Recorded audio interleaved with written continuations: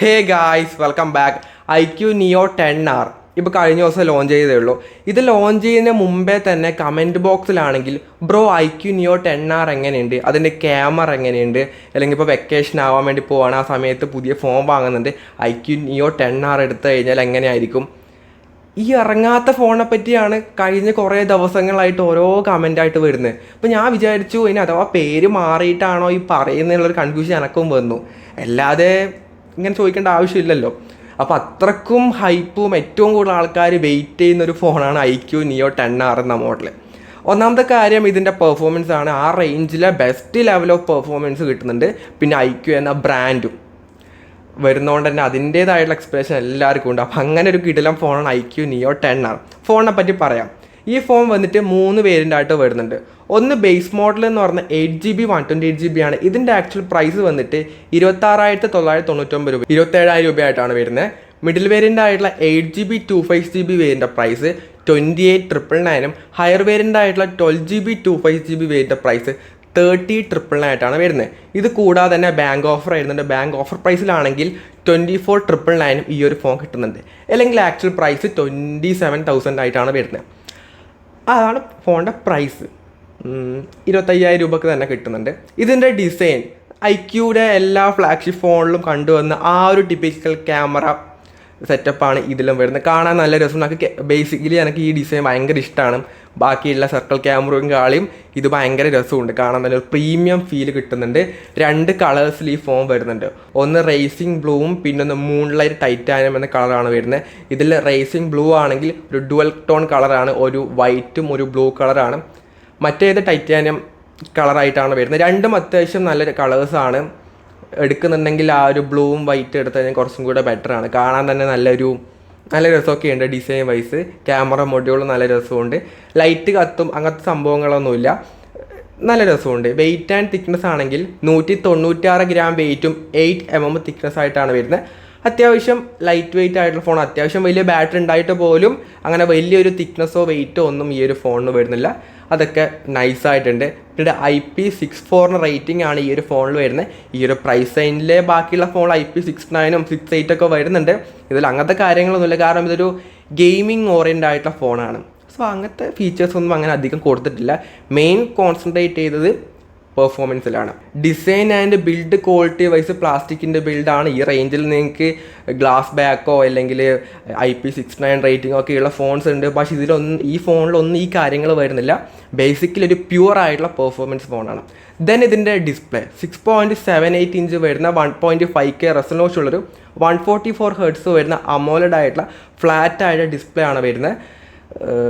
Display vice വേറെ level display തന്നെ വരുന്നുണ്ട്. 144 ഹെർട്സ് വരുന്നുണ്ട്. പക്ഷേ അത്രത്തോളം യൂസ്ഫുൾ ഒന്നുമല്ല. എല്ലാം 120 ഹെർട്സിലാണ് വർക്ക് ചെയ്യുന്നത്.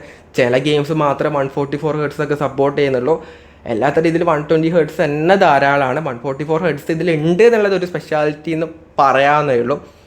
ഫ്ലാറ്റ് ഡിസ്പ്ലേ ആണ്. ഗെയിമിങ് കുറച്ചും കൂടെ ബെറ്റർ ഫ്ലാറ്റ് ആണെന്ന് പറയാറുണ്ട്. ഞാൻ ഗെയിം കളിക്കാത്തതുകൊണ്ട് എനിക്കതിനെപ്പറ്റി അറിയത്തില്ല. എന്നാലും കർവിനും കാട്ടി കുറച്ചും കൂടെ നല്ല ഹാൻഡിൽ ചെയ്യാൻ വേണ്ടി ഫ്ലാറ്റാണ്.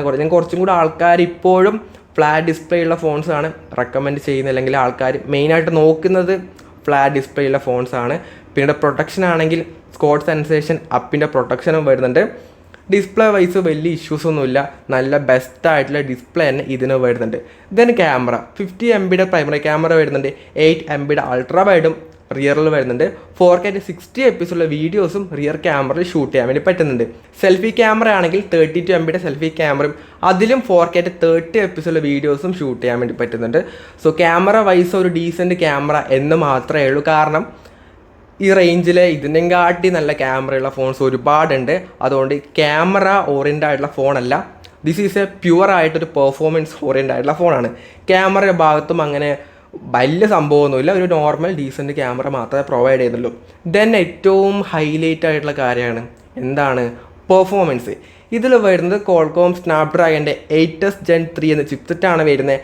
അറൗണ്ട് ഒരു 1.7 മില്യൺ ആക്റ്റീവ് സ്കോർ ഒക്കെ തന്നെ വരുന്നുണ്ട്. സോ പെർഫോമൻസ് വൈസ് വേറെ ലെവൽ ചിപ്സെറ്റ് തന്നെ ഈ ഒരു 27,000 രൂപയ്ക്ക് തന്നെ കൊടുത്തിട്ടുണ്ട്. പിന്നീട് LPDDR5X റാം, UFS 3.1 സ്റ്റോറേജാണ് 128 GB കിട്ടുന്നത്. ബാക്കിയുള്ള 256 GB 4.1 കിട്ടുന്നുണ്ട്.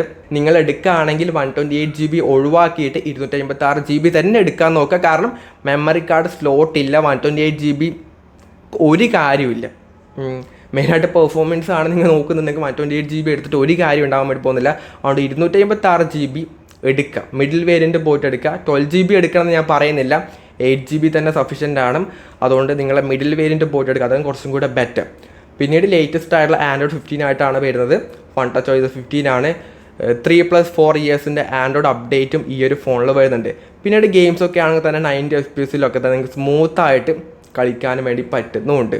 സോ ഗെയിമിങ്ങിലൊന്നും ഒരു ഇഷ്യൂസും ഇല്ല. ഒരുപാട് ഗെയിമിൻ്റെ ഫീച്ചേഴ്സും വരുന്നുണ്ട്. ഗെയിമിംഗ് ആണ് മെയിൻ പ്രയോറിറ്റി എന്നുണ്ടെങ്കിൽ this is a best phone in the price point. Then battery ആണെങ്കിൽ 6400 mAh ബാറ്ററിയും 80 വാട്ടിൻ്റെ വയേർഡ് ചാർജിങ് കൊടുത്തിട്ടുണ്ട്. ബോക്സിനകത്ത് ചാർജറും കിട്ടും. പിന്നീട് ഒട്ടുമിക്ക എല്ലാ AI ഫീച്ചേഴ്സും സർക്കിൾ ടു സെർച്ചും അങ്ങനെ എല്ലാ AI ഫീച്ചേഴ്സും ഈ ഒരു ഫോണിലും കൊടുത്തിട്ടുണ്ട്. ഓവറോൾ പറയുകയാണെങ്കിൽ 27,000 രൂപയുടെ ഫോണാണ്. ആ ഒരു പ്രൈസ് പോയിന്റ് വെച്ച് പറയുകയാണെങ്കിൽ പെർഫോമൻസ് വൈസ് നിങ്ങൾക്ക് ഇതൊരു ബെസ്റ്റ് ഫോണാണ് ഈ ഒരു പ്രൈസ് പോയിന്റിൽ. അല്ലാതെ ക്യാമറയോ ബിൽഡ് ക്വാളിറ്റിയോ അങ്ങനെ നോക്കിയിട്ടൊന്നും കാര്യമില്ല. നല്ല ഡിസ്പ്ലേ, നല്ല ക്യാമറ, നല്ല പെർഫോമൻസ്, നല്ല ബാറ്ററി, ഈ 3 കാര്യം ബെസ്റ്റായിട്ട് ഈ ഒരു ഫോണിൽ കൊടുത്തിട്ടുണ്ട്. സോ മെയിനായിട്ട് ഗെയിമിംഗ് ആണ് അല്ലെങ്കിൽ പവർഫുള്ളായിട്ടുള്ള ഫോണാണ് നിങ്ങൾ നോക്കുന്നുണ്ടെങ്കിൽ iQ Neo 10R ഒരു ബെസ്റ്റ് ഓപ്ഷനാണ് യൂത്തിനും. അതായത് യൂത്തൊക്കെ ആണല്ലോ ഇതുപോലുള്ള ഫോൺസൊക്കെ നോക്കുന്നത്. അപ്പോൾ അവർക്കൊക്കെ വേണ്ടിയിട്ട് ഒരു ബെസ്റ്റ് ലെവൽ ഫോൺ തന്നെയാണ്, നോ കൺഫ്യൂഷൻ. ബട്ട് അതിന് മുമ്പായിട്ട് നിങ്ങൾ റിവ്യൂസും പോയിട്ടൊക്കെ നോക്കിയിട്ട് മാത്രം പോയിട്ട് വാങ്ങാം. അപ്പം ഈ ഒരു വീഡിയോ യൂസ്ഫുൾ ആണെങ്കിൽ ലൈക്ക് ചെയ്യുക, ഷെയർ ചെയ്യുക, സബ്സ്ക്രൈബ് ചെയ്യുക. So it's from Abhinav signing off. By.